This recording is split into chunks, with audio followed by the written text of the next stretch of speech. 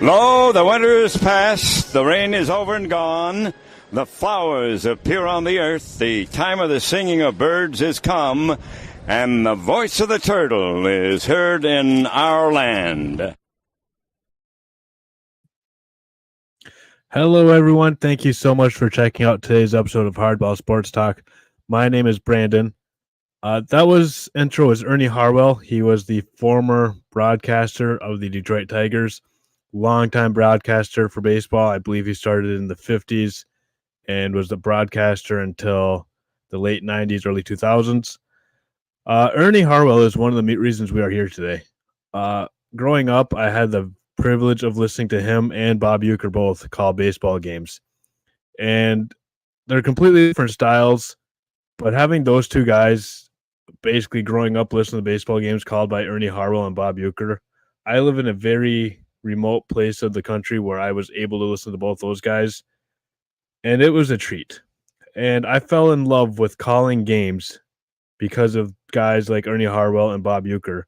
And ever since a young age, I had a desire to get into the sports media. And I was never the smartest kid in school or anything like that, so college really wasn't the best option for me. So I decided a couple years ago to let's do this. Let's chase my dream. So here we are. We're talking sports. Tonight we're talking about the Tigers. Joining me like always is my good friend Alex. Alex, how are you today? Ahoy, Brandon. I'm doing great. And I love that intro by the late great Ernie Harwell, like you said. One of the voices of the Tigers. He is the voice of the Tigers. Now, don't get me wrong. I love Dan Dickerson. Like, he's done a great job. But, like, there's Ernie Harwell and then everybody else. Now, we have been very fortunate, though. Dan Dickerson's a great ball. I was going to say, he's right up there. He's really good. Like, we've been spoiled in Detroit, except for Matt Shepard. But we're not going to talk about him tonight. He's gone. That's a different story. Matt Shepard is gone. That is the best news I could ever give a Tigers fan right there. That we don't have to deal with Alaville picking the players, and we don't have to deal with Matt Shepard calling the players. So we're doing great as Tigers fans now. Speaking of Tigers, how do you feel about the White Sox honoring our current play-by-play guy, Jason Benetti, yesterday? I thought that was full of class right there. I did not know that was in the works or anything like that. And yeah, pure class right there, which Chicago, we saw it a couple weeks ago with Patrick Kane. Understand Patrick Kane and Jason Benetti are completely different guys. But, I mean, their sports crowd they give people a lot of crap, but they're actually good fans in Chicago. And, I thought it was class act there.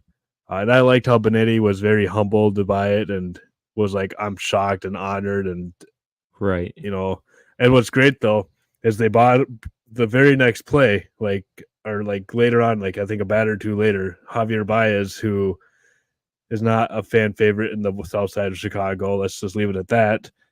He got booed hardcore right after Benetti gets cheered. And then he hits a single to right field, and he goes like this and puts his hands by his ears, basically, come on, boo me. It was great timing, too, just, booing Javi right after, basically giving a standing ovation for your former play-by-play guy. That was pretty great. I thought it was a class act too. Again, I think it's gonna be great having him on the mic. And I enjoyed the game yesterday. Yeah, speaking of the game yesterday, Tariq Skubal, dominant performance, you could say. Yeah. One thing I really like is he didn't walk anybody, and you limit your walks, and you're probably going to do better. You don't give him free bases, and he didn't. 3 hits through 6 innings. I think he threw 85 pitches, 83 pitches, somewhere in that range. So he's very economic. First start of the season, you're not going to push him past 6 innings probably, unless if he's at like 50, 60 pitches. So, and then the bullpen came in. The 1, 2, 3 innings, all 3 innings. Jason Foley with the 101 mile per hour 2-seamer. Yeah. If he can pitch like that, good night. Right. I saw that. Saw what he was topping. I was like, wait, who is that guy? Oh, he's throwing 101 at least. Yeah, that's nice to have. And the movement on it too, that's just unhittable. Yeah. The little bit that I did get to watch, I was honestly, and I know it's first game of the season, but both the whole pitching, I was very impressed with what I was seeing. Yeah. And I hope they keep it up. That is one thing I guess I'm not overly worried about myself because I understand this is a marathon, not a sprint. But there's some things that I saw yesterday that I absolutely love about this Tigers team. Coming into the season, we knew the pitching was probably going to be our strength. Now, again, though, you also are going against a team with the White Sox who don't really have the world's greatest roster. I mean, when we did the AL Central preview a couple weeks ago, both of us were like, yeah, this team's finishing last in this division, and we don't think it's going to be close. So it wasn't like he was facing the Yankees or we were facing the Yankees, but, you shut down a Major League Baseball team. You beat them 1-0. Yeah, you'd like to score more runs than 1-0, but you know what? I always say, this is not college sports. There's no committee voting you in or out of these playoffs. They ask you how many, not how. And at the end of the day, you need to win these games. And that's what the Tigers did yesterday. It was one game. There's 161 more to go. They're not going 162-0. I'm not saying that or anything like that. But, it's always nice to start the season with a win, and especially the way they won it. Team, no walks allowed.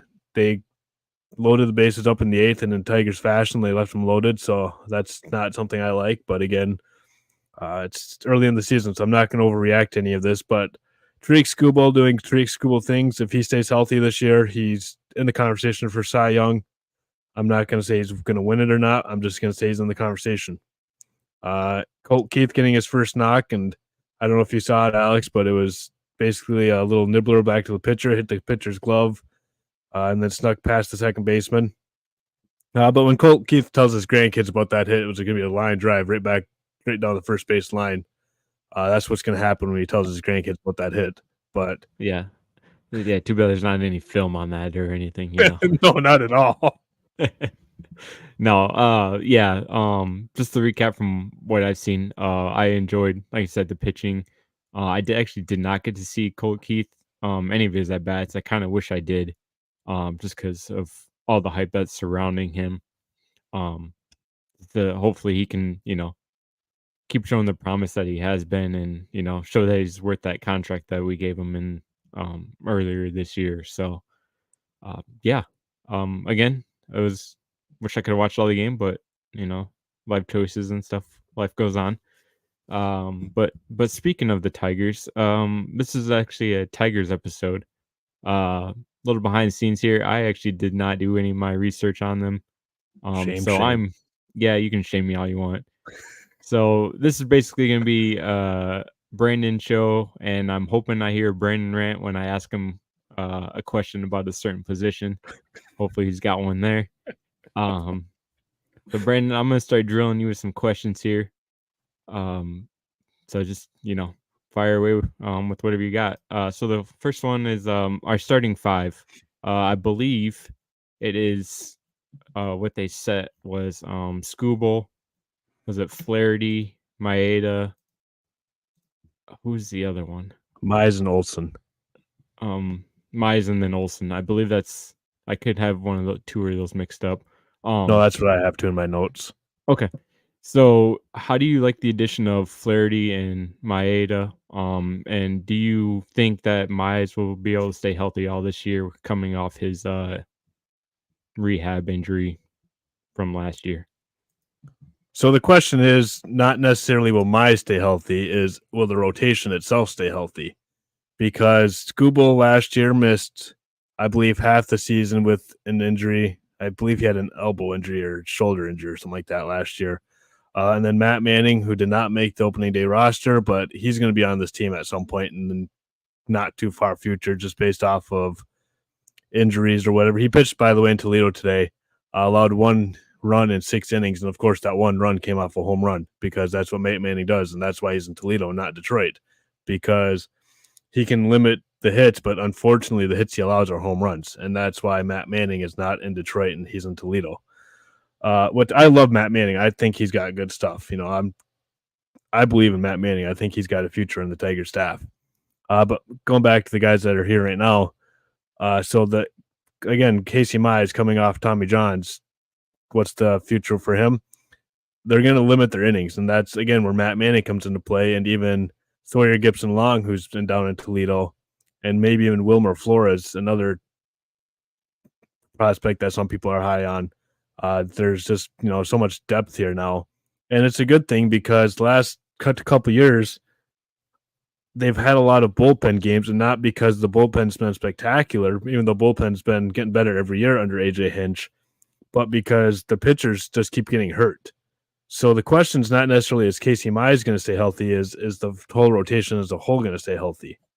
And I have serious concerns, which when we talked about the AL Central as a whole, we didn't really talk about the Tigers that much that episode. But the question I asked when I predicted where the Tigers are going to finish is, are they going to stay healthy, especially their rotation? Because last couple of years, it's been just brutal. And if they can stay healthy, this division is winnable. We picked them to finish second place in this division because if they can stay healthy is a very big question mark. Flaherty, I like that signing. I see a better version of Lorenzen. I don't know if the stuff is the same, but the concept there is the same as, used to have a lot of potential. Tigers bring him in. Chris Fetter does his magic and turns his career around. Kenta Maeda, he's been with the Twins the last couple of years, and I have nightmares of that guy pitching against the Tigers. So if you can't beat him, just say, hey, you want to come play with us? And you can't beat us if you're playing with us.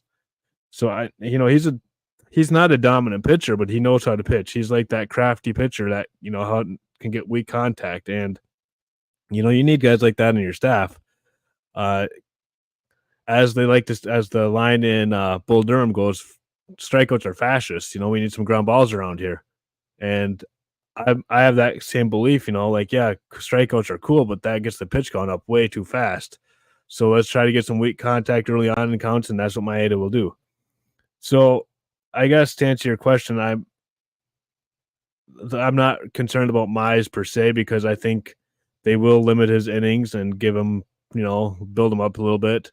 And if they need to give him a little break, they got Manning right there in AAA. So, yeah, I think as long as they stay healthy, it's going to be a good rotation. And it's deep, too. Like, all five guys, you actually have five starters in this rotation. When was the last time that we stepped into a Tiger season confident all five of the starters, and then saying, oh, yeah, by the way, we got at least one, maybe two more down in AAA that we can count on, too. It's just nice to see the depth for the Tigers this year. I think the last time we were very confident is when we had Verlander, Scherzer, Sanchez, Porcello, and maybe was it Smiley?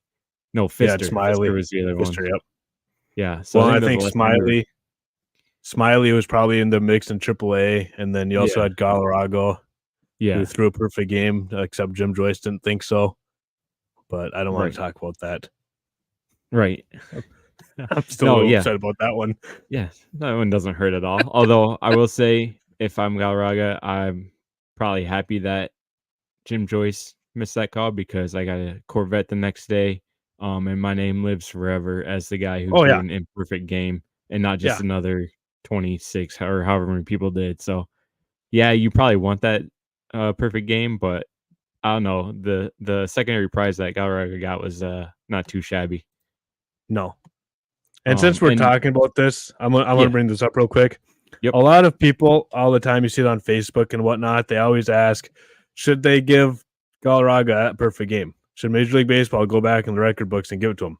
The answer to that one is a hard no. No. That is a rabbit hole you do not want to open up. You do that, and then every time a bad call happens, like, for example, the game last night with Texas and Chicago, I don't know if you saw this or not, in the bottom or the top of the ninth, Chicago, I don't remember who's batting, but foul tipped it, gets away from the catcher because, catcher's not going to catch every tip. And the runner from second scores because the catcher's looking at the umpire like he tipped that ball. Now, it wasn't like an obvious tip, but like slow-mo replay, you saw that ball was tipped. So let's say that, now Texas ended up winning that game, thankfully, but let's say Chicago wins that game. Are we going to go back and fix that? And now you're changing results of games. And I'm sure there's been World Series, like, for example, when the Yankees played the Baltimore in the playoffs that one year in the 90s, when that fan clearly caught that ball that the Orioles guy was camped under. I can't remember who the outfielder was, but the outfielder's like, freaking out, telling the umpire that's fan interference. Yeah.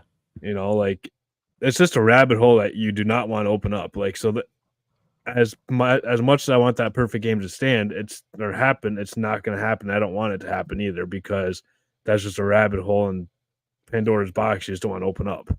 Right. And to go back on trying to get us back on track here with the making sure everyone stayed healthy.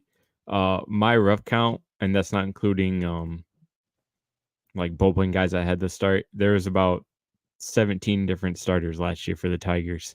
Yeah. Question, Brandon, for you. Taking out Erod, who was the second guy that started the most games for the Detroit Tigers? Okay, so I was actually on Baseball Reference yesterday looking up Tigers stats because I was curious on who had the highest WAR for hitters last year for the Tigers, which is Andy Ibanez, by the way, which just shows you how bad that team was last year. No offense to Ibanez, but he's not your best player. But I'm going to say Tariq Skubal, even though he missed half the season. No, he was only at 15. I know, Joey Wentz was your leader or second overall. I actually heard that I heard that on a podcast the other day. 19 starts. He went 3-13 in those starts. So yeah. So like you said, hopefully we have guys that are going to stay healthy all year. And like you said, okay, the but depth that we have right now is great.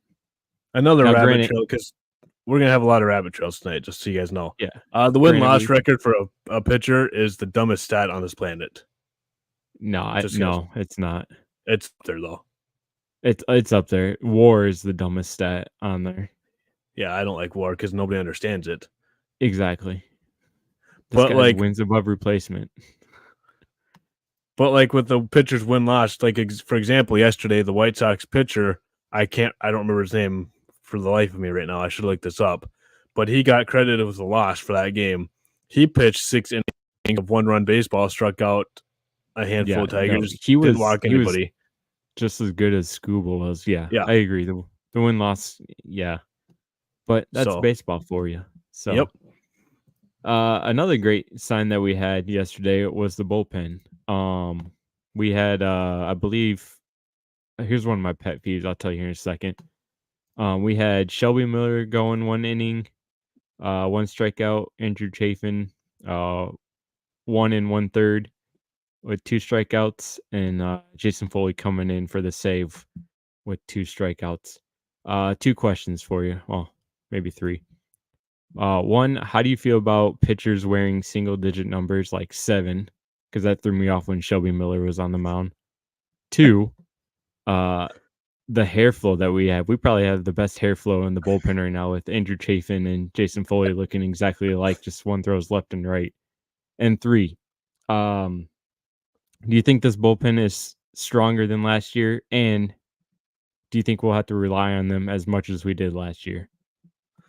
All right, to answer your first question, I didn't even notice the number thing, to be completely honest with you. I was too busy looking at the Chinese lettering on our jerseys because it looked like a Chinese factory made these jerseys. I was too distracted by that. And if you don't know what I mean... Don't get me started on the Fanatics jerseys. Yeah, they're terrible. Just look them up. They're terrible. So I wasn't looking at the numbers. I was looking at the names like, oh my word, I have replica jerseys that look like better than this. This is terrible. So I didn't notice it. And I mean, it's a number. It's not going to throw anybody off. It's not like Tom Brady pointing at the linebacker saying, why is he wearing number 33 like that? Some sports numbers matter. Baseball, it doesn't really matter that much. So it doesn't throw me off that much. Your second question was about the pitcher's hair. I'm a little offended by that question. As some of you may know, I have a hair shortage issue, which is why I'm normally wearing a hat. So thanks for making me more self-conscious about that, you jerk. But yeah, they got some nice lettuce going on. I taught my wife lettuce, by the way. Now she uses lettuce more than I do. Anyways, Foley, new look with the hair. Maybe it's a Josh Hader type thing. Hader with Milwaukee. A lot of people think that with his hair, he was able to actually hide the ball better. So maybe there's something with that. I don't know. But bullpen looked really good yesterday. Shelby Miller last year with LA had a ERA of 171 in 36 games with the Dodgers. So, bringing a bullpen arm like that, that's going to just make you better. Chafin last year between Arizona and Milwaukee was awful. I don't have his ERA written down, but I just know it wasn't good. But in 2022, he's with the Tigers under Federer and Hinch, and he had a 2.83 ERA. So something in Detroit he's getting along with. And then the third guy that pitched, Foley, I think he's the best reliever on the staff. I mean, I think he can make the same case for Shelby Miller, but like coming back anyways, Foley. And then I don't know where this came from, but like we mentioned it in the opening, the 101 mile an hour two-seamer. Like, where did that come from? Like, that's not what I don't remember him doing that last year. And like last year, Foley, he was a contact pitcher where you're trying to get the ground ball, because strikeouts are fastest, and then all of a sudden he's coming in with a 101 two-seamer coming right at your hands. He's going to break some bats doing that, but he's also going to strike out a lot of batters doing that. Like last year, in 69 innings pitched, he struck out 55 batters. So, like, last year, he was not a strikeout pitcher. So, if he can get this 101-mile-hour fast two-seamer and control it, watch out for them being the closer this year. Like, another shout-out to the bullpen here is in their 3 innings of work, no base runners. Like, that's how you shut down a game. That bullpen comes in, you're done. Like, and again, one game, I'm not reacting to one game, but like even last year, this bullpen won a lot of games for the Tigers. The Tigers were in a lot of games because their bullpen kept them in the games. And then, having Faedo in the bullpen, if you need to piggyback Casey Mize or something like that, you got Faedo and Wentz in this bullpen. Now Wentz, that situation there's a little weird because he's out of options, and you don't really want to give up on him for nothing. So maybe they can't find a trade partner, and they're like, well, we don't want to get rid of him for nothing. I mean, he's a left-hander with starting potential. Like, we want to keep that. So I'm curious on what the plan is with Wentz, to be completely honest with you. But yeah, I like this bullpen. You got, again, Chafin, Faedo, Foley, Holton, Alex Lang, which if he's on, but when he's off, it's terrible. But having these other guys like Shelby Miller and Will Vest, makes his bullpen really deep. And I think this is better than last year's bullpen. Just bringing in Shelby Miller and Andrew Chafin made them better. But at the same time, you need the starters to do what. I'm not saying you need 6 scoreless innings every game. I mean, obviously, in an ideal world, we would love that, but that's not realistic to ask for every game. But if you get the starters to give you 5-6 solid innings, keep you in the ball game, the offense score a couple runs, give them a lead. This bullpen's going to shut out games. Like, you have a game where you're up 4-3 going into the 7th, it's over. Like, they're not going to give up many runs. Now, they might lose a game here and there, but like overall, you're going to win more games because of this bullpen shutting down games than blowing games. I really believe that. I think this is one of the better bullpens in baseball right now. Not baseball, but in the American League at least. I really like this bullpen. Yeah, me too. Wow, that was great. The way to add to that. You like that? Fine reporting on my end over here. No, I agree. I think one of the biggest questions kind of coming out of spring training was who's going to be in that closing role. Do you see Foley getting that full-time position? Or do you think it's still between him and Lang, even though, like you said, if Lang struggles like he did last year, even though he was considered the closer at the time? I think it spoke wonders that Foley went in the game yesterday.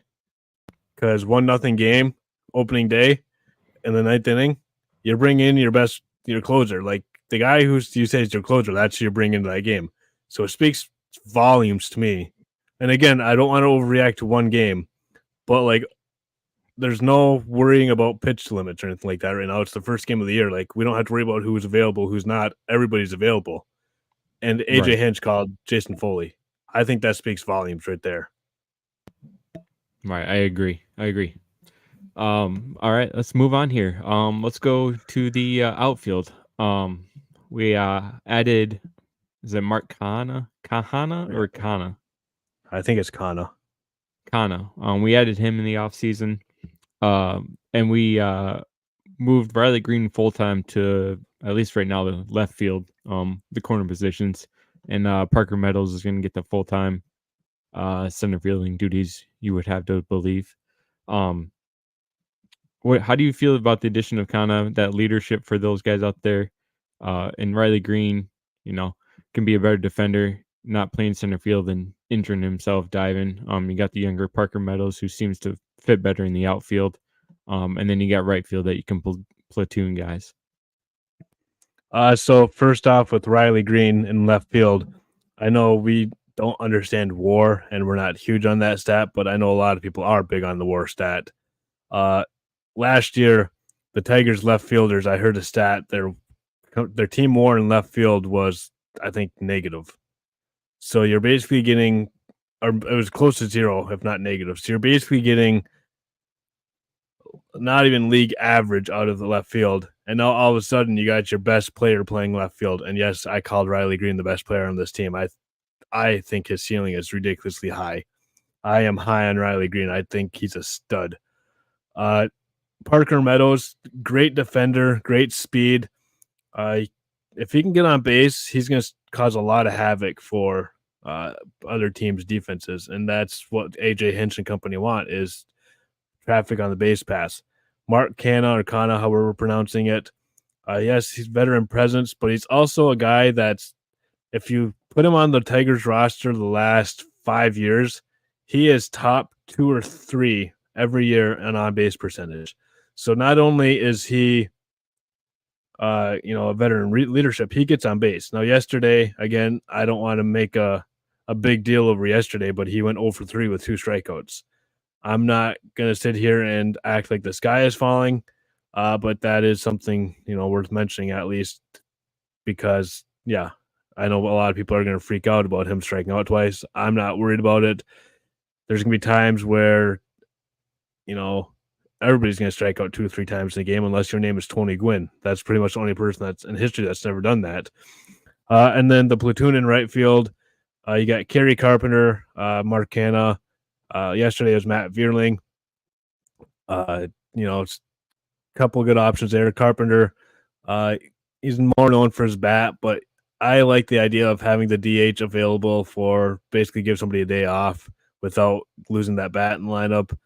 I got into a few discussions, we'll say that, on Facebook about this topic, because now recently he did sign with the Mets, but JD Martinez was available, and Tigers fans are still in love with this guy, which I liked him too. I'm not denying that. But Tigers fans really wanted JD Martinez, and I'm like, why? Yes, he's a great bat, but he doesn't fit. He just does not fit on this roster. And I don't think he'd want to come here because, let's face it, now, I believe there's a world where the Tigers win the American League Central. I don't think that's a stretch to say. That Central is so bad at this point. I think it's very realistic the Tigers win the Central if everyone stays healthy. So, but I also believe that if you win the Central and you go play Baltimore or New York or Houston in the playoffs, you're getting swept in that round. I don't think we can compete with those boys yet. So why would JD come here to maybe play 500 baseball and get blown out in the first round of the playoffs? That just doesn't. I guess he goes to the Mets, so maybe he doesn't know what he's talking about. But it just takes away bats from Kerry Carpenter or Riley Green to give him a day off, or Torques to give him a day off. And then in AAA, we got Justin Henry Malloy, who's going to be in this outfield conversation this year. You got Akil Baddoo down there. He's not a DH, but he's also in this outfield discussion. So I don't really like the idea of bringing in JD, and I'm glad he signed with the Mets because it stops that conversation. But moving on to the guys that are actually here, the outfield, I really like, Riley Green and Parker Meadows. I think Riley Green is, like I said, the best player on this team. Parker Meadows, probably one of the better defenders in center field, playing a premium defensive position. And then even the defense in left field now, we saw it yesterday. And again, I don't want to overreact to one game, but Riley Green made a couple of nice plays in left field yesterday. that probably saved at least probably a single, but if he doesn't make those catches, they're probably doubles or triples. And it's nice to see him dive also because it's the exact same place that he got injured last year, needing Tommy John surgery in the offseason. So it's good to see him dive and be able to survive the dive. And then Matt Vierling, he's a good guy to have in your team. He's this version's of Don Kelly, I would say. Him and McKinstry, they can play anywhere and they're going to give you an okay at bat, but like I don't want them in my starting lineup every day either. So yeah, that's the outfield, and it's not my favorite group, but I really like Riley Green especially. So it makes having him on the team makes me feel a lot better about a certain position group. Yeah, you were always talking about Riley Green off air and all the time. I do recall you telling me you were watching some of his highlights and you really fell in love with him. Well, I told my wife, so our church had a Good Friday service today, and we went to that because I was home from work a little bit early today. So we went to the Good Friday service, and we were having a discussion on when it's okay to skip church. And I told her, I go, well, I went down to Grand Rapids to watch Riley Green because I really wanted to see him in person. So I skipped church that one Sunday to go watch Riley Green in person. She goes, are you serious? I go, yeah, you bet I did. Yeah, so that sounds like something Brendan would do. So I jumped in my car. Grand Rapids is about 4 or 5 hour drive, if not longer for me. Jumped in the car, left the house at 6, 7 o'clock, maybe a little bit earlier. Came home after the game just so I could see Riley Green. And he played a great game that day, by the way, because Riley Green. Yeah. No, I agree. As long as he stays healthy, I think he's going to be great for us. Speaking of great for us, moving on to the infield. We're going to kind of go around the diamond here. I'm going to start off at second base, actually, because I have a question for you about our current second baseman, and that is Colt Keith. Obviously, we signed him, like I said, earlier in the spring training, gave him that the 7-year contract or whatever it ended up being. Do you think he will get sent down at all this year, being the rookie struggles, or do you think he'll still be in the lineup throughout the whole season? So the contract, first off, it's a 6-year contract that has potential to be a 9-year contract based on options and stuff like that. I'm not sure if it's a player option or a team option, but it's actually a 6-year contract with potentially a 9. To answer the call down question, I mean, if any of these guys struggle, I think there's the threat of being sent down or released or anything. But I think one thing with getting the contract that it does, it kind of puts a lot of pressure off of him and just lets him rely on baseball because baseball contracts are weird, as the team control lasts for 6 years and then there's arbitration and lots of court cases and stuff like that. He doesn't have to worry about that. He just literally grabs his glove. He knows what he's going to get paid for the next 6 to 9 years, and he's just going to go play baseball. And so it takes a lot of pressure off him. And during the game yesterday, Bally Sports had Scott Harris, the president of baseball operations, in the booth, and they asked him about Colt Keith, and they said something along the lines of, "You made this kid's dream." And Scott Harris goes, "I didn't make this kid's dream. He made the decision himself. He earned being here. We didn't give him anything." And having that kind of confidence from your front office saying, "No, we didn't decide this. He basically forced his way up here." And if you look at his numbers all throughout minor league baseball, he hit the ball throughout every level of minor league baseball. So there might be an adjustment period. But even yesterday, his approach, his first at bat, he hits one on a line to left field. I love that from a left-handed hitter going the opposite way. It shows me that you're staying on top of the ball and you're not trying to cheat anything. I like the opposite field approach. I like guys who can hit to all fields. It's just beautiful baseball to me. So I'm not sure, if the expectations are fair for him because, I mean, we're going to talk about bold predictions, and one of my bold predictions includes Colt Keith. So I guess I'm kind of talking about both ends of my mouth here. I don't know if it's fair, some of these expectations that people have for him. But at the same time, I think he's a really good baseball player. and I'm not really worried about him getting sent down. And I think having a team with, like, Mark Canna, who's on base machine, or Riley Green, who I'm telling you, he's going to take off this year. Spencer Torkelson, he's going to hit 30, 40 bombs this year. Like, I'm telling you, this is what's going to happen. If these guys stay healthy, this is what's happening. At catcher, you got Jake Rogers. We'll talk about him in a little bit, I'm guessing. But, he's not an average hitter, but he's a power hitter. So if you have these guys that are producing, it just puts less pressure on Colt Keith, and he can just go up there and do his thing. And he doesn't have to press because the team needs him to get a big hit.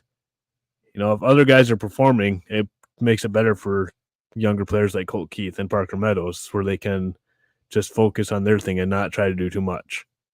And I think that's what the organization preaches too, is we're not asking you to do something that you're not capable of doing. You do what you're capable of doing, and the rest will take care of itself. Right. Yeah, I don't think he'll get sent down, but unless he absolutely struggles, I guess, to answer your question. But Okay. I don't see that happening. Right. Well, I'm glad it's not happening because he seems to be already a fan favorite around here. Moving kind of across the diamond to the hot corner. Yesterday we saw Andy Ibanez, as some people call it, starting at third base, and Gio Urshela coming in to be the defensive replacement. Do you think either one of those guys will separate themselves and be not a full-time starter, but get more playing time on the hot corner? Or do you think they'll just keep kind of platooning it, occasionally throwing McKinstry in there as well? So I think, based on contracts alone, that they're going to give Urshela the first crack at this. He must be a left-handed hitter. I don't know off the top of my head. I should have looked that one up, but yesterday the White Sox had a lefty on the mound, so we had a lot of righties on up to bat, and I think that was part of why Andy Ibanez got the start, and also he was killing the ball in the spring. But I think they're going to give Urshela every chance to win this job, and if he doesn't take a hold of it, Ibanez, McKinstry, and even Vierling, I think will all get playing time at third base. But they have depth at this position. One thing I like about the Tigers roster is there's a lot of guys that can play a lot of positions. So you can be creative with your roster, and the days of Austin Jackson 1, Paul Acevedo Polanco 2, Miguel Cabrera 3, Prince Fielder 4, playing the same position every day. Those days are just done. That's not Tiger baseball anymore. It's going to be yesterday, Andy Ibanez led off. Tomorrow, depending on who's pitching for the White Sox, I haven't looked at their rotation yet. But if it's a righty, Parker Meadows is leading off, with Riley Green batting second. And that's what's going to happen tomorrow. So it's going to be more matchup based than anything else. But for third base, I think Gio gets the bulk of it, or especially early on. And if he doesn't grab it, then that's when Ibanez and McKinstry will get their crack at it. But with McKinstry, again, you can't overplay him because that's what happened. He's had a really good May last year, but then you played him too much and they got the scouting report on him, and then all of a sudden he fell off the face of the earth. So I'm not in favor of giving it to McKinstry. I do think, though, you need to have a platoon at least, though, if it's not going to be Urshela. And if Urshela does struggle, he's getting released too. Like, I think they'd eat that contract. Right. Oh, too many buttons here. Right. Way too many.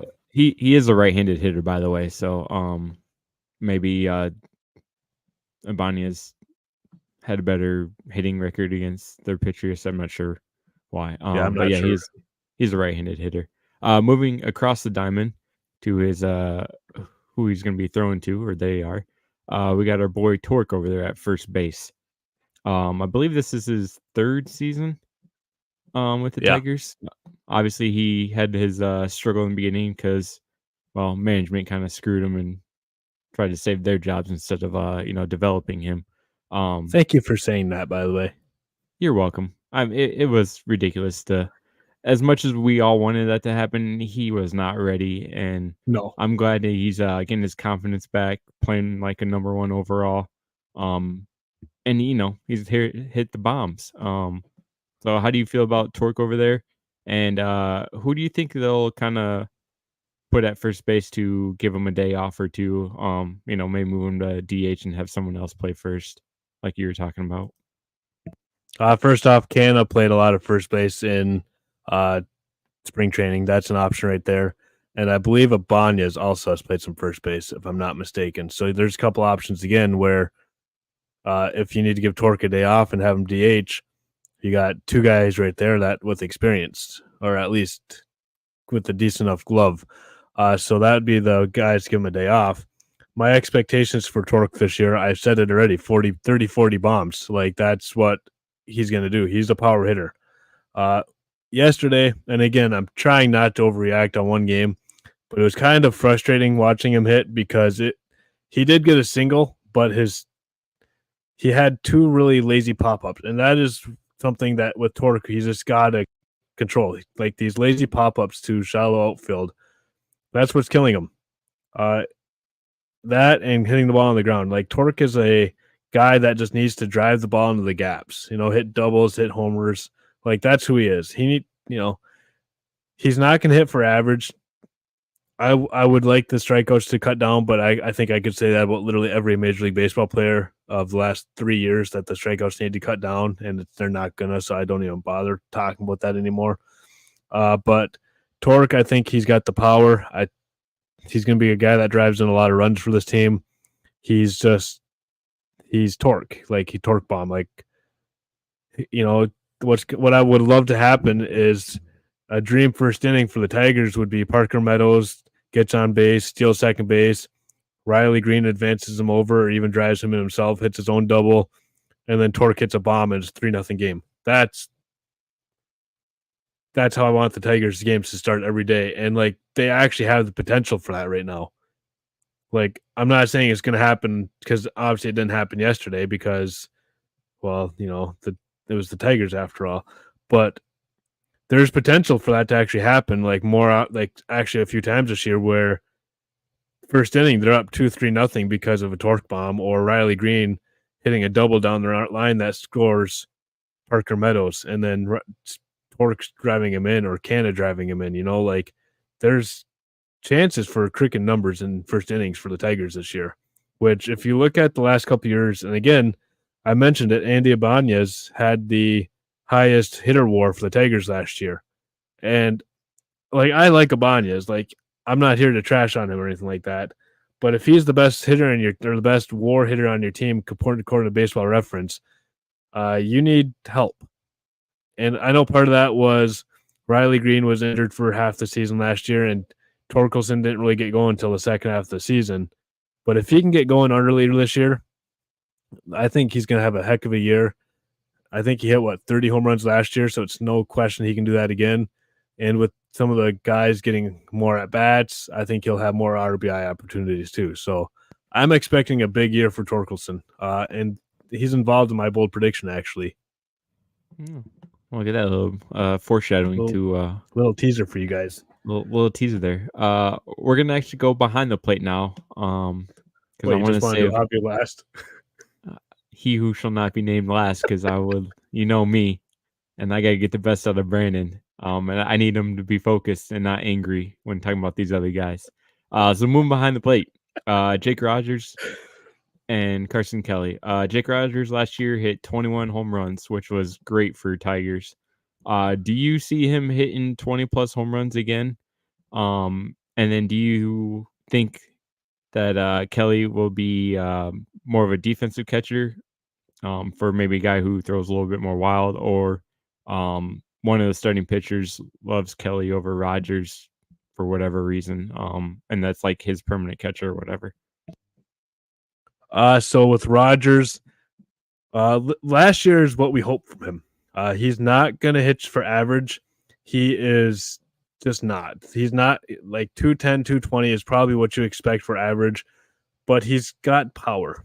And when you talk about the catcher position, especially, you either take a little bit of defense with a little bit of offense or really good at both.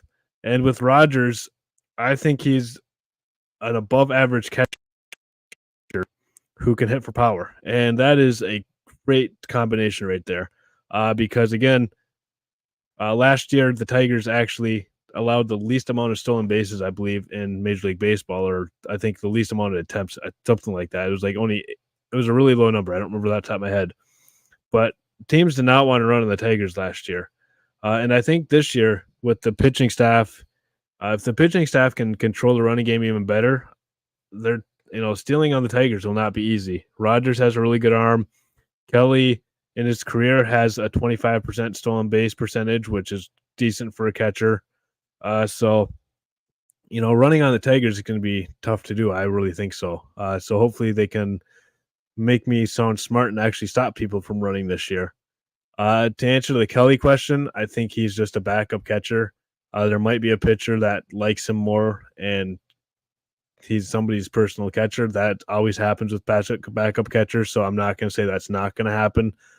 I'm not going to lie to you. I'm not a huge fan of Carson Kelly.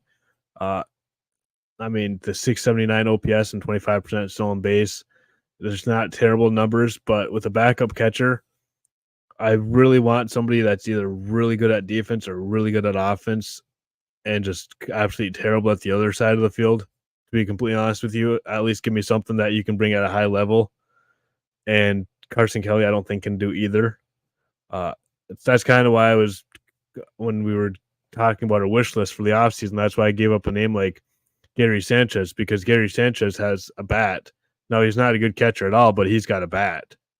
And I think, you need to have something. But Carson Kelly in his short time last year with the Tigers was decent enough. I'm not upset with him or anything like that. And, you got Dylan Dingler down in Toledo. We didn't mention him. But so if anybody gets hurt, something like that, it's going to be Dingler, which, by the way, that's a great name for a baseball player, Dylan Dingler. So he's available down in AAA. He's also on the 40-man, I believe, too. So you got 3 catchers on your 40-man. I think at some point we're going to see Dingler this year, just based off somebody getting hurt or something like that, because, I mean, it's a 162-game season. Nobody stays healthy for all 662. So, and I like Dingler, too. I know a lot of people are down on him the last couple years. I'm not saying he's an all-star or anything like that, but, I mean, when he came into the minors, he was just crushing the ball. And he's died off a little bit, but, I mean, he's made it to Toledo, one step away from Major League Baseball. So clearly there's something they like about him that they keep promoting him. So I think he makes his debut this year. Right. I mean, other than he's an OSU guy, but that's another story. Yeah, well, we had an OSU guy in the show, and we seem to like him a little bit too. So yeah. So before we get to our next guy, because again, I want to save him for the end, and you kind of talked about these guys, our bench guys. We have like McKinstry, Carpenter, Kelly, and whoever else. Obviously, utility is great to have. Is there anything you wish that we actually had on the bench, like a true like power guy? A lot of these guys can play everywhere. But a guy that can come in and it's either, he can get that home run or he can hit that sacrifice that we need to. Is there anything that you wish that the Tigers would have got for the bench? So I actually like the internal options for the Tigers. One thing that I've been trying to focus on while talking about this team, because these 26 players we're talking about today were the 26 players that started this season. There are a handful of guys in Toledo right now that will be playing for Detroit at some point this season. One of those guys is Justin Henry Malloy, who that's your power bat right there coming off the bench. That guy can crush a baseball. The issue with him is he cannot play a lick of defense, and that is why he is down in Toledo, because they're not entirely sure what they're going to do with him on defense. Kind of similar situation with Jace Young, who is the younger brother of Mike. Is it Michael? Is that his name? I think so. Mike. I think his name is Michael Young with the Rangers. Which, by the way, I don't know if you watched the game last night at ESPN, but they interviewed him and they asked him, "Who's the better baseball player, you or your brother?" And he goes, "Me by a long shot, but he's a really good baseball player, so you should watch out for him." But of course, the brother's going to say he's better. But anyways, moving on. So you got Jace Young. You got it's Josh Young. Josh. Yeah. Okay.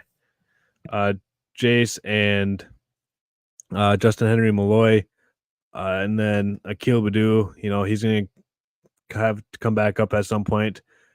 Depending on how the next guy we're probably going to talk about here does. I know some people think that the Tigers actually might eat that contract. I don't see that ever happening, but we can all hope. And then that would bring up Ryan Kreidler. And the situation would be Ryan Kreidler would basically force his way up here while he who shall not be named for a few more minutes absolutely struggles this year. So I don't want that to happen, by the way, because first off, when we first heard about Ryan Kreidler, it was that year that everyone goes, the Tigers if the Tigers get a shortstop this offseason, watch out. And then all of a sudden we hear about this prospect named Ryan Kreidler, who none of us had ever heard of before. Some people had heard of him, but not like this. Out of nowhere, this guy came and he's like, oh my word, he's the shortstop of the future. And I go, no, he's not. This is the Tigers saying, here, we got somebody right here. We don't need to spend money on somebody. And then they go out and spend money on the wrong person, which we'll get there in a second. But moving on anyways, I actually like the depth of the organization. Again, I don't think this is a great baseball team. I think this is a slightly above average baseball team. Again, this is not a World Series caliber roster. I'm not trying to fool you guys thinking that this team is really good, because they're not. But this team isn't as low on talent as Tigers teams have passed. I've basically been drooling over the guy for 5 years, but Riley Green, he's a stud. He's gonna break out this year. I'm telling you guys, if that guy stays healthy, national media will talk about Riley Green. That's how high I am on this guy. You got Torkelson, he's gonna hit for power. You got Colt Keith. A lot of people, like we've said, have high expectations for him. The pitching staff, you got Tariq Skubal, you got Mize, who I think he was throwing gas in spring training. You got Maeda, who had a really good spring. You got Flaherty, good signings there. You got Matt Manning, who all he needs to do is limit the home run, and he's coming right back up here. So there's a lot of pieces on this team to like. So at the bench, though, if you want to say you need a power bat, you got Ibanez on the bench right now. My bench guys, I have Ibanez, McKinstry, Vierling, and Kelly. So Ibanez is that guy that's going to hit you the bombs. McKinstry is that guy that can give you a glove at any position. Vierling is your fourth outfielder, basically, and then Carson Kelly's your backup catcher. So you got a little bit of everything here, actually, with this team. And again, it's not like JD Martinez power or anything like that. Don't get me mistaken. But Ibanez has a little bit of pop in that. A little pop in that bat. So right. It's not all-star level power fans want. But you have to understand where the Tigers are at as an organization right now. They're not we talked about it a little bit ago when I brought up JD Martinez. The Tigers are not close to competing for a World Series right now.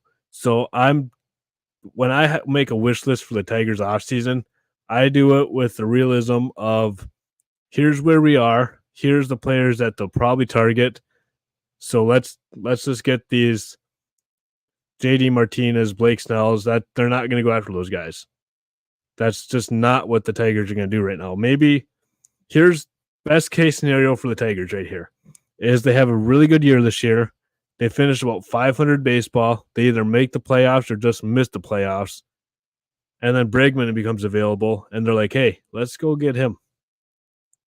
That's best case scenario for the Tigers is they give ownership the hope, okay, they're close. Let's go get that one bat that they're missing. I like that idea. I do too. All right, now my favorite part, and hopefully we get a nice little Brandon rant. Let's talk about everyone's favorite shortstop, Mr. Javi Baez here. Brandon, we know you have a lot to say about him. He's not the guy that, back in the Cubs that everyone saw. He's definitely not that guy anymore. How do you feel about him? You kind of talked about what could possibly happen to him. What's your thoughts on Javi Baez? Okay, so here's what I would hope at this point out of Javier Baez, which We're paying $23 million for what I'm about to say, by the way. So that's where I get ticked off with this guy, because we're paying $23 million for somebody at this point I pray will become close to a league average hitter. That is where we are with Javier Baez, where we're hoping that he becomes close to a league average player. So I was listening to a podcast the other day. I don't remember what it was called. I think it was Days of War. It's from the Free Press. And the one guy on there, he must like Javi or something. I don't know. But he was basically saying that with Javi, we have an elite level shortstop. And he basically asked the question to himself that I would ask him, where's the gold glove? If he's an elite level shortstop, where's the gold glove? Or why is he not in the discussion for it? Because I understand you can only win one gold glove a year per position for the AL. So, but he's not even in the discussion for the gold glove. And you know what? He asked himself that rhetorical question. And you know what this guy's response was? Well, he has problems throwing the ball sometimes. That's part of defense. Like, if you want to play an elite level defense, you got to throw the ball to first base and make it so Torkelson can actually catch the dang ball.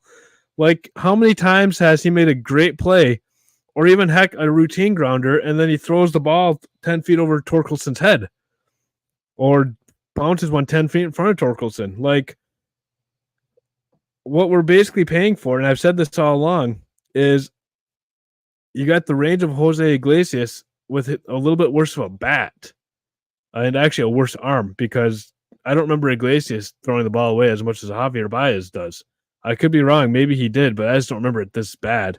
And also, it could be also that we're paying Javier Baez $23 million to do it, just so you guys are aware. We are paying Javier Baez $23 million to play this brand of baseball. How much were we paying him? I didn't hear. $23 million. Yeah. So, now, I'm not a fan of Javier Baez, if you could not tell that by now. However, I am a fan of the Detroit Tigers, and Javier Baez plays for the Detroit Tigers. So here's what I want. I want him to have a heck of a year this year. Every time he's up to bat, I am rooting for the guy to hit the ball. Yesterday, maybe I found the solution. I found the solution for Javier Baez yesterday, by the way, with his batting.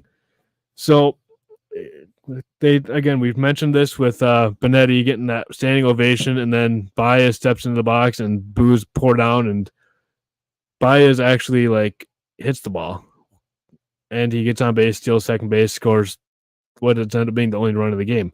So here's what we should do. Anytime Baez steps into the box, doesn't matter if it's a home game or a road game, let's just boo the crap out of the guy. Maybe he'll actually play good. I don't know, because he seems to feed off of negative energy. But if you listen back to the first year I did this podcast, I started this podcast in 2021. Now I took a little bit of time off because I started dating this girl, and now we got married, and so I was planning a wedding and whatnot. So podcast wasn't really priority. But she encouraged me to start it back up, and that's why we're here today. So thank you, sweetheart, for encouraging us to do this again, because it's a lot of fun. But when I first started doing this, it was the season that the Tigers, the last season that Javi was not a Tiger. And everyone knew who the free agent shortstops were, and everyone had their wish list. It was Correa, Story, Simeon, Seager, and Baez, I think, were the main five. And I really liked Correa, which Minnesota signed him, and they're kind of regretting that one too. Story, I think, went to Boston, and then Simeon and Seager both went to Texas somehow, and they just won a World Series, by the way. And something happened. I don't remember exactly the play that happened, but Javier Baez either flipped off the Mets crowd or gave them a thumbs down. I don't remember which one it was. And I said on this show, I don't want him. If that's how you're going to be, I don't want you. I don't want that attitude. You're a free agent. You're basically, you made an error, and then you're yelling at the fans for your error. I don't want that attitude. And you know who liked that attitude? Al Avila liked that attitude so much to give him $23 million a year for 6 years to wear the Old English D. So with all that being said, though, again, I'm rooting for Javier Baez because I truly believe that this team, I really do. There's something, maybe it's just because the division is so bad That's probably where this is coming from. I think this might be the worst division in baseball this year. Like, I don't think that's a stretch to say that either. But this division is just brutal this year. So 500 baseball might actually win you this division this year. And in order to get to 500 baseball, Javier Baez has to play at a league average hitting. Like, that's all I'm asking for you, man. Like, hit at a league average. And please, if a slider's in the other's batter's box, you can't hit that. Yeah, he's not Vladimir Guerrero hitting, bouncers and hitting them for home runs. No, I did hear on one podcast, and I listened to a bunch of Tigers podcasts, so I'm sorry. I'm not trying to steal anybody's thunder or anything like that here. But they were giving their thoughts on the season, and somebody mentioned, do you think if Kreidler is tearing it up in AAA and Baez is struggling, do you think Chris Ilitch says, you know what, I've had enough? And so I'm going to go on a little bit of a rabbit trail here to answer that question. So a lot of people, I was on Facebook. I get a lot of my arguments off Facebook. I just basically respond to comments I see because I don't feel like typing them up. I just go on rants instead. So the one comment was the Detroit Lions would never put up with this contract. You know why the Detroit Lions would never put up with this contract? Because NFL contracts are not Major League Baseball contracts.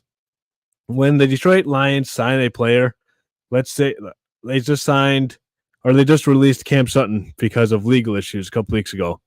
And so what happens is they have to eat part of his contract through the salary cap, but it's not at the full rate that they signed him for. So basically, let's say the Lions owed Cam Sutton, I don't really know how much they owed him. Let's say they owed him $20 more million based on the contract, but there's clauses in these contracts that say, well, we cut you before or after this date, so we only have to pay you $10 million or whatever it is. Major League Baseball contracts don't have that. They are fully guaranteed.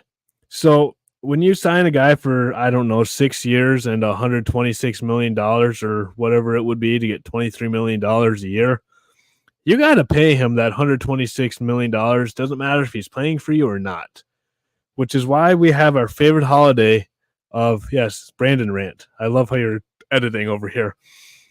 This is our favorite holiday. You know what our favorite holiday is, Alex? Opening day. Our second favorite holiday. It usually happens in July. 4th of July, baby. USA. Greatest holiday ever. A baseball holiday. Oh, sorry. The All-Star game. Home run derby. Bobby Bonilla Day. Oh, that's in June. Oh, okay. It's in June. I'm sorry. I thought it was in July. Yeah, you've thrown me off. Yeah. Oh, it's like end of June, isn't it? Like end of June? I believe so, yeah. I'll basically July. Keep going on your rant, please. This is how you get Bobby Bonilla Day, though. Is these teams, they sign these players to absolutely terrible contracts, and then they're like, oh, crap, we probably shouldn't have signed that guy to that contract. So they say, all right, we got to get out of this one. So what they do is they basically say, hey, we can't afford to pay you your $120 or $100 million, whatever's left on this contract. We can't write you a check for $100 million. But what we'll do is we'll defer it to, let's say we'll pay you in 10 years and we'll pay you $3 million for the next 20 years. So you'll even get interest on this one or whatever the interest would be. And that's how Bobby Bonilla Day happens. And by the way, it doesn't always happen with bad contracts either. The Dodgers did that with Shohei Ohtani, and he's only making like $2 million for the majority of his contract. And then when he's done playing, he's basically getting paid a lot to not play baseball.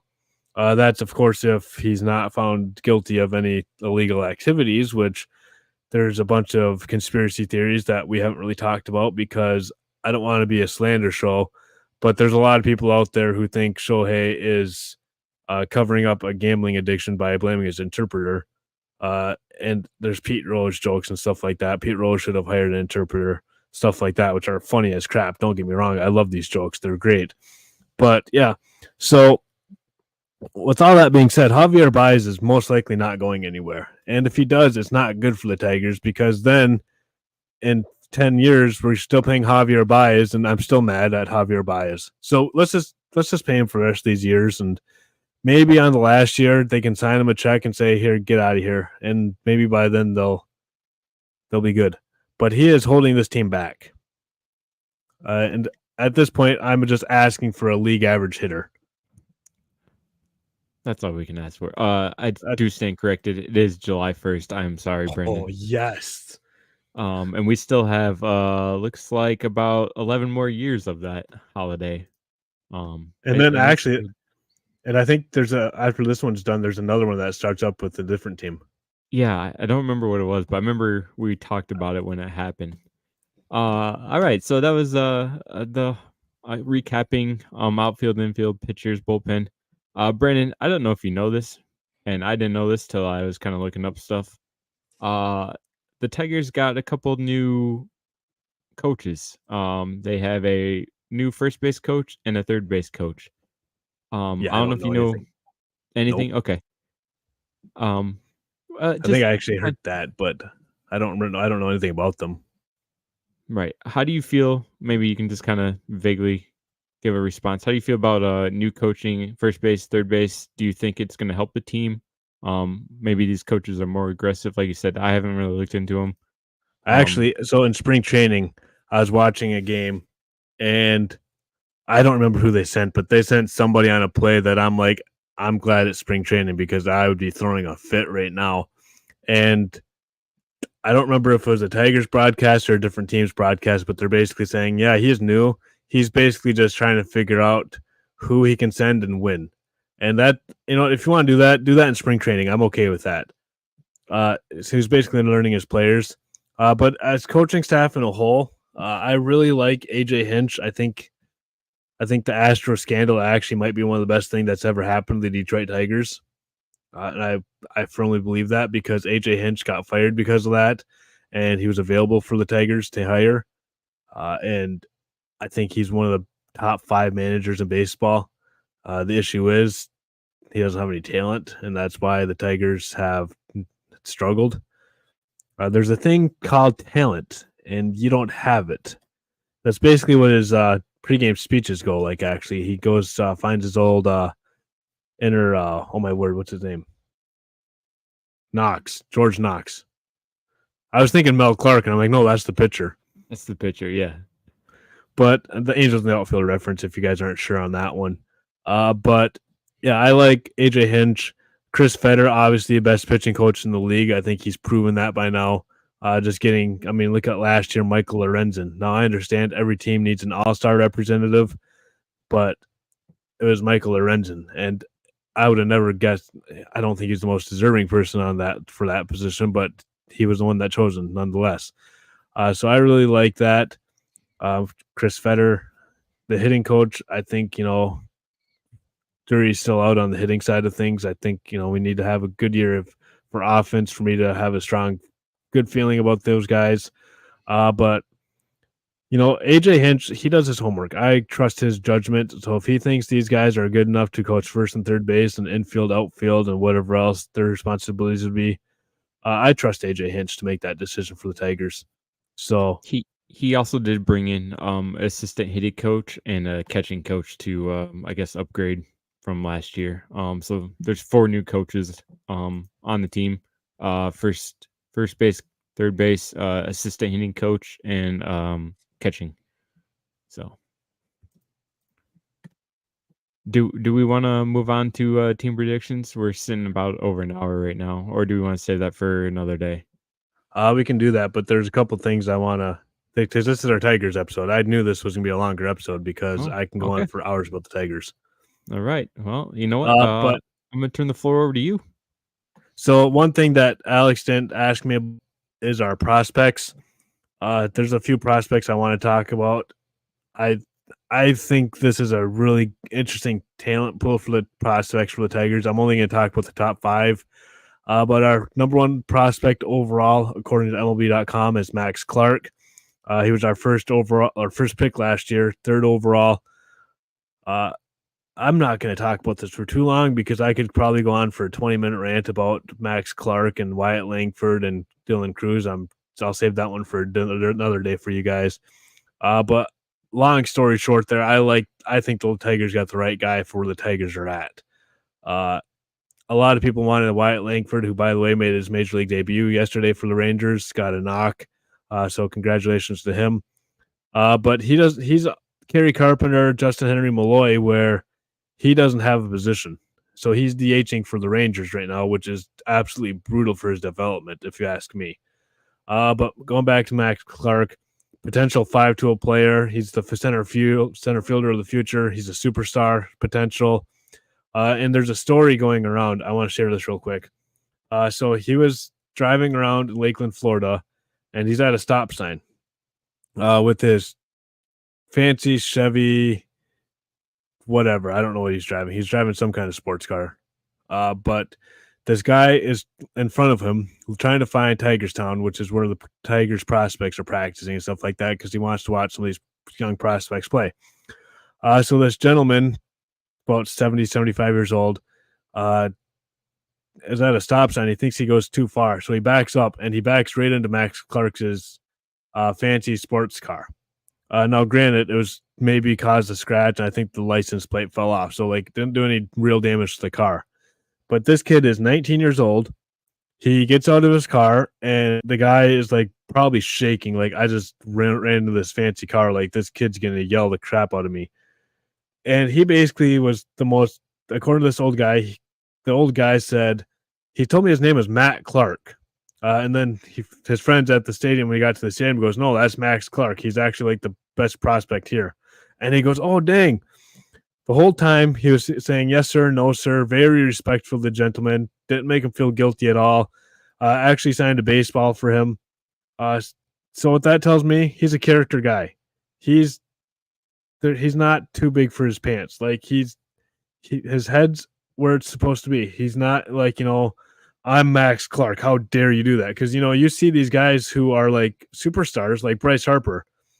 It's all about Bryce Harper. On the field, it might be like that with Max Clark. But, he's humble. He's a humble kid, and I like that. The number 2 prospect for the Tigers, we talked about him a lot tonight, so I'll just leave it at this. But Colt Keith is second-ranked prospect according to MLB.com. Our third-ranked prospect, our top pitching prospect, Jackson Jobe. The year they drafted him, I was not happy. I'll be completely honest with you. There's a couple shortstops I really wanted, and I still want those guys. But I'm starting to like Jackson Jobe. The appearance he made in spring training on TV was absolutely magnificent and filthy. 100+ mile an hour per fastball, which that's just adrenaline. That's not who he is. I don't think expecting 100 mile an hour on the radar every time he pitches is fair. But that slider, that's what excites me with him. The slider and the changeup. Number 4, another guy that we talked a little bit about tonight, so I won't spend a whole lot of time with, is Jace Young. Young is also in that bill of guys who have a bat, but we're not sure where he's going to play with the glove. So he's got to figure that out, but he's in AAA. And then finally, Ty Madden. He's our 5th pitcher, our 5th-ranked prospect, 2nd-ranked pitcher. He was drafted out of college a couple years ago, and everyone thought it was a great pick. He came in as a power pitcher, and now he's got more of an arsenal. He's a guy that can either start or come out of the bullpen for you. And I really think he's going to force his way into Detroit this year. I think he's got that kind of stuff where he's going to be helping out probably in the bullpen at some point when people start getting hurt and stuff like that. But that's my quick synopsis on the prospects here real quick. I don't want to go too deep in that. I could go really deep into that, but we'll just keep it at those 5. Yeah. No, I'm excited for the Tigers' future. Obviously, all these prospects usually don't work out. Your top guys, you have a couple of them that usually do, but there's always those few that kind of fade out or don't become the guy who you think you are. And out of nowhere, first round pick. Yeah. And out of nowhere, the Tigers have a 5th-ranked prospect or farm system in baseball. They're number 5 in baseball, which happened out of nowhere. Yeah, I did not think we'd be that high. No. So, anything else you want to add about the Tigers? No, let's just do our team predictions. All right. Here we go. Team predictions here. Do you want to start us off? Yeah. So here's a couple of predictions we have for this team this year. We're going to come back when the season's over and just see how we did. So I wrote all mine down. I'm hoping you wrote yours down too, so we can come back to this. Or I'll write yours down too if you want me to. I'll run down as we go. Again, okay. For those who forgot, I did not do my research, and I apologize, Brandon, and to our wonderful audience. So the record, what do you think their record is this year? 88-74. That's a playoff. That's winning the division right there. Yep. I have them at 83-79. So I have a few games. Yeah. Place in the division. Now, see, this kind of is going to go along with my my one bold prediction. They will be playing in game 163. Oh, that's bold right there. And see? So, yeah. I have them finishing second. Okay, so, well, quick, for those who don't know what game 163 is, if there's a tie in the division at the end of the season, which there's 162 games, the teams play a one game, it could be elimination or playoff, just one game. It's usually called game 163. So, and it's happened with the Tigers and the Twins before. Yes. Back when the Tigers were good, that happened once or twice. Yeah, with the Twins. Pretty sure we lost both of them, didn't we? Yeah, I think so. Yeah. So, yeah, that's my one bold prediction. So therefore, they would finish in second because history is going to repeat itself. So, who do you think leads the pitching staff in strikeouts? I believe it will be Therese Skubal if he stays healthy. That's what I have too. Team leader in ERA, we'll just do starters. Bullpen ERA is a little bit different because they pitch less overall, so we'll just do starters. I'm gonna say it's actually gonna be Kenta Maeda. Third guy, but he's been pretty strong throughout his career, so I think he's gonna end up leading the team in ERA. I also have Skubal for this one. I just think my bold prediction is not this, but I think he is in the Cy Young conversation this year. I'm not saying he's going to win it, but I think he gets votes. Team leader in hits. That's going to be Riley Green if he stays healthy. Well, I've been basically man crushing over the guy all episodes, so if I don't pick Riley Green for this one, it'd be a shame. So I am picking Riley Green for this one. Yeah. I think that, like you said, the two position, if he stays healthy, he's going to be up there. Team leader in batting average. Sorry, why don't you go ahead? I'm trying to write some of these down. I think. Okay. I'm going a little off the known name path here. We did talk about him tonight, though. I really wanted to put Riley Green for this one, but he just hasn't hit for average yet, so I can't rely on him. But I'm going to go with Mark Canha because he is an on-base machine and he can hit the ball. So I'm going with Mark Canha to lead the team in batting average this year. I'm going to go the opposite and go with the more known name. I think Torque's actually going to lead the team in batting average. I know batting average. Wow. Yeah, batting. I know that's a shocker, but I think this full season coming up here, he's going to eliminate some of those pop-ups like you're talking about, but the way he was hitting the ball last year, I think that it's finally going to work out for him. Team leader in home runs, I'm going to just go on a limb here and say we both have Torque. Yep. Team leader in OPS. And again, if I've been man crushing over him all this time, OPS, if you don't know, stands for on base plus slugging percentage. Slugging percentage works. You get 1 point for a single, 2 for a double, 3 for a triple, 4 for home run. And then on base is hits and walks basically per plate appearances. I have Riley Green leading the team in OPS. I think he's gonna have a really good year and hit for power and average and get on base. Yeah, I'm gonna follow you on that one too. Again, this all depends on if they stay healthy. Obviously, if they get injured, all this goes out the window. But yeah, I think Riley Green is gonna turn that quarter. Coming off the injury, he's gonna play great this year. Player of the year. Again, I've been crushing on him all episodes, including my predictions. So Riley Green, if he stays healthy, obviously. I'm gonna throw a curveball, and I'm actually gonna go with the pitcher side. Is that possible? Yeah, it's a good pick. With Skubal leading the way with the player of the year. You can't go wrong with either one on that one if they both stay healthy, I think. Right, yeah. Again, it all depends on the healthiness of the team. Who gets traded / release? I think you kind of mentioned earlier in Urshela. I don't know why. I just feel like he's going to be the one that goes if he struggles here. And maybe some contending team will need a defensive guy or somewhat of a hitter, and he's going to go to that team. So I told myself, let's stay positive here. If we're in the playoff race, we're going to be trading away one of our prospects. And I looked at our prospect list and I go, okay, I don't want to trade away Job. Max Clark ain't getting traded. I like Ty Madden. I like having the idea of a third catcher with Dingler. So who do we want to trade away? There is a prospect that we have in West Michigan right now who is raw as raw can be. But he's like, I think number 23 in our system. We didn't talk about him all tonight because he's nowhere near the show.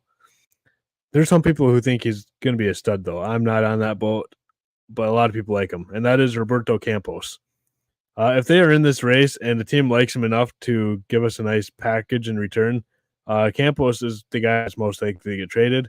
If things don't go as planned, then that's when Chafin and Shelby Miller and those guys get traded. The bullpen basically gets traded. Yeah. Surprise call up. I didn't even look at this one. I'm just gonna say, don't steal mine, please. It's not really gonna be surprised though, but I just know he's gonna get called, so it wouldn't work as a call up. Why don't you say it and then I promise I won't take him. Okay, Jackson Job. Oh, that would be a surprise call up. Here's what's gonna happen. He is right now in Erie. He is gonna start like probably for a month or two in Erie, and he's gonna dominate Erie. Like he's just gonna blow up Erie, and he's gonna force his way to Toledo. And if he does really well in Toledo, he could force his way into at least the bullpen by August. I'm also going to go with the pitcher too. Sorry, I'll let you finish. I was going to say, especially if you're in the playoff race, you want him up before September because then he can pitch in the postseason. One guy that's been popping up through spring training and I keep hearing about, I think Wilmer Flores will make his official call up. All right. And then it says one bold prediction. I have two. So, but your bold prediction is game 163. Yeah. All right. I have two.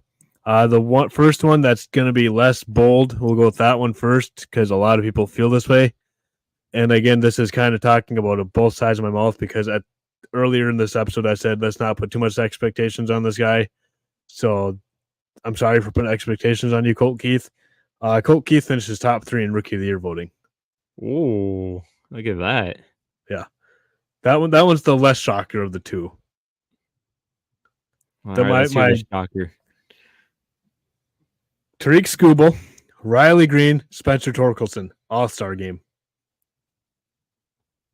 Ooh. 3 of them. All 3 of them. You think you're going to make the All-Star game? Yep, that's bold right there. All 3 of them. That is huge right there. That's straight up boldness. See, I go bold. I don't do this safe crap bold. I go bold. I mean, you go bold too with 163. That's bold. Yeah. When we say bold, we go bold around here. Go bold or go home. That's right. So thank you so much for staying with us for an hour and a half of Detroit Tiger baseball talk. I could go on for hours about the Tigers. This is when we were getting ready for the show. I said, I think this is going to be our best episode yet because I watch, probably not even joking with you, at least 100 Tigers games a year. So I'm sorry, Kelsey, that we're going to be watching Tigers games and all season long. But I love the Tigers and I have the MLB app. So if I'm not home, I turn it on my phone and listen to the game, listen to Dan Dickerson call a beautiful baseball game. Yes. So, I love my Tigers and I don't know if it's the optimism that the Lions gave us this year and the Red Wings gave us for most of the year, except for last month, which we're not going to talk about that. But there's just something about optimism right now for Detroit. And maybe it's that. Maybe it's the division is so bad. Maybe it's that they're sending guys like Matt Manning down to AAA to start the season. Like, Matt Manning is not a AAA pitcher. He belongs in the big leagues. Maybe that. But there's just something about this team that I just feel like, hey, this is not a good baseball team. Let's not fool ourselves here. But there's something there where, like, this could be a fun summer. And a fun summer means that we're in the AL Central race, which I think is very realistic. So Yeah. We're not thinking about who we're trading away coming no, up. Kind of like we, normally do with the Lions. This year, we actually enjoyed the Lions the whole season. it's like when we were talking about the Lions, week 16, 17, we weren't thinking about the draft. No, exactly. And I really think when we get to the trade deadline this year for baseball, we're not talking about which players are on the move. It's, hey, like, what's out there that we don't have to give up a lot for. Right. 'Cause we can go and get to help this team. No, I think they're in the same situation as the Red Wings were at the trade deadline, where you don't want to give up a whole lot either. Right. But we'll talk more about the Tigers as the season goes on. If you couldn't tell, I'm very passionate about the Detroit Tigers. This is my bread and butter right here. Thank you guys so much for checking us out. I am sorry that we went an hour and a half, but I knew it was going to happen, so I guess I'm not too sorry. Thank you guys so much. If you haven't yet, like us on Facebook. Check us out on Spotify, Apple Podcasts, wherever you get your podcasts. All these episodes are on YouTube, so be sure to like those and subscribe on the YouTube channel. And thank you guys so much. If you have any questions or comments, leave them on the comment section on any of the platforms, or email us at hardballsportstalk@gmail.com. With all that, thank you guys so much. We hope you guys enjoy this baseball season, and go Tigers.